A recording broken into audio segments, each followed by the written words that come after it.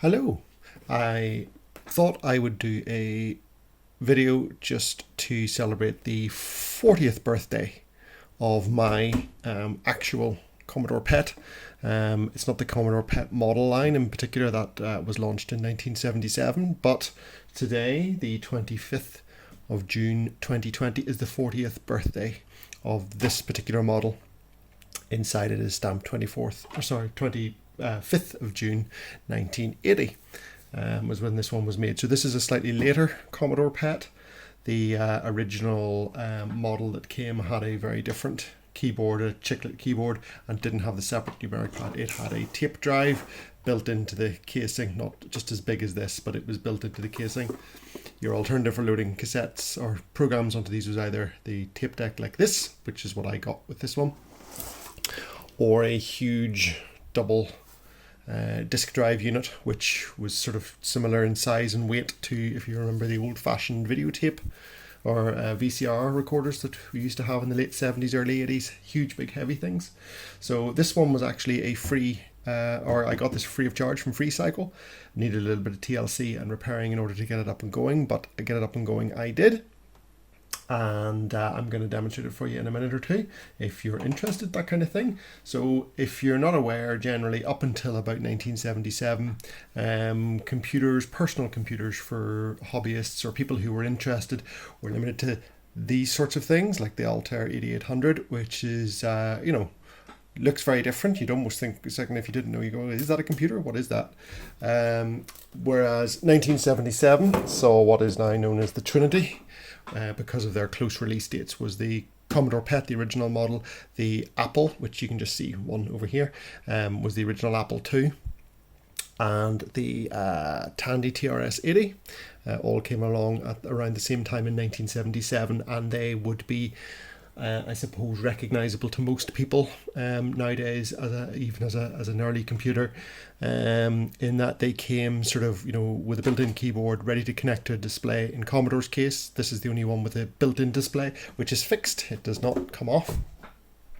And yes, so that's sort of, these were the beginning of the computers that business people could sort of see sitting on a desk or would consider putting on a desk. A businessman was not going to consider buying this and putting this on his desk in order to do calculations, even if it did have a keyboard and monitor on it. So some of these may look familiar to people who were in universities, for example, or some businesses would have had these as well. Maybe stock control, data processing, that sort of thing. But anyway, enough of the waffle. So this one, as you can see, generally, it's quite. A friend once used the word agricultural, and I thought that was quite a good term for it, because it is a bit like a tractor or the bonnet of a car. It's actually got a little stand to hold this whole thing up. So huge, great big transformer in the back, huge motherboard. Most of the rest of the space then is empty. Obviously the monitor sits on top, or is fixed on top. So this particular model, let's switch this on. I happen to be lucky enough to have a PET disc, which is a little adapter plugs in the back with a modern SD card in it, and I have some software on it, really some games. And it makes it easy to be able to play about with something like this, given its age. It's not just a display piece, it can be used as an interactive display piece. So as it comes up at the top here, it displays Commodore Basic. There is something interesting about this, is that the Basic, even though it says Commodore Basic, the Basic on the Commodore PETs was programmed by Bill Gates himself. And by the time this second model rolled along, Microsoft they had an update for Basic as Basic 2.0, and it was obviously Commodore said, right, well look, obviously we'll put that into these machines. Unbeknownst to them, what Bill Gates did, because there had been a bit of toing and froing and a bit of a dispute as to who owned Basic, the Basic that was in the Commodore PET. And Bill Gates programmed a little something. If I type in, the keyboard on this is a bit sticky. I type in wait 6502, which is a bit funny because you don't have a row of it's symbols along the top keyboard here, not numbers.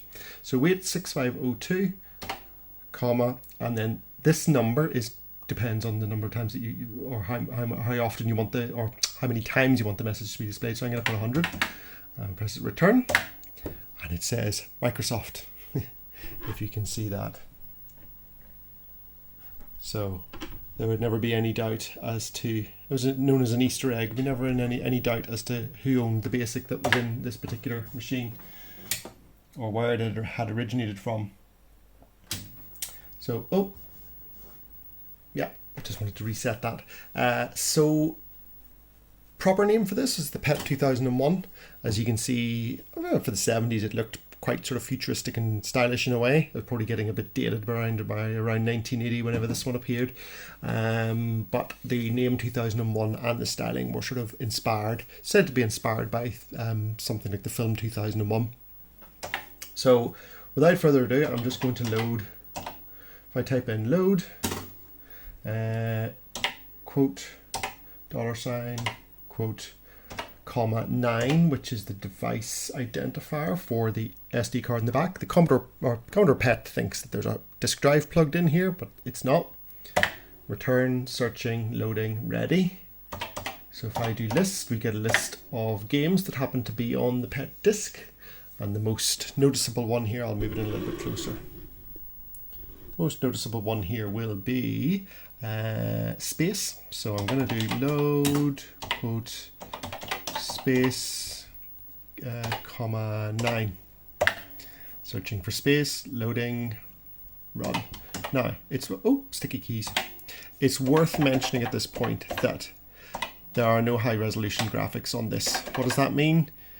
The individual characters that you see displayed on the screen here are basically the finest, the most detail that can be shown. So what you're about to see is based on that limitation. This was not a machine for games. It was not a machine for high resolution graphics, which weren't really a thing at the time anyway. This was a machine for business. It was a machine for data processing and so on. So the games are relatively rudimentary, it has to be said. But I'm going to run this anyway. It's called Space Invaders by DJ Wiley. Press space to start or return for instructions. Why not instructions? This is a game in which aliens are attacking you. You have one weapon, a high-powered disruptor beam. This weapon will destroy only one alien at once. Blah, blah, blah, blah, blah. Press a key. I'll just send up what keys do I need? 4 and 6. 4 and 6 here. And these keys should not be jabbed at but pressed firmly. And A for shift. So press A to start. Oh, and A key keeps sticking. Difficulty, we'll go for difficulty 1. Thank you very much. So this should look probably a bit more, a bit familiar. It responds very, very badly. There's no way that you would, there's no way that you would sort of, he shot me. There's no way that you would sort of willingly play something like this in these days. But back in the 1970s, whenever something like this would have appeared, that didn't work. Space to return to restart. Try it again.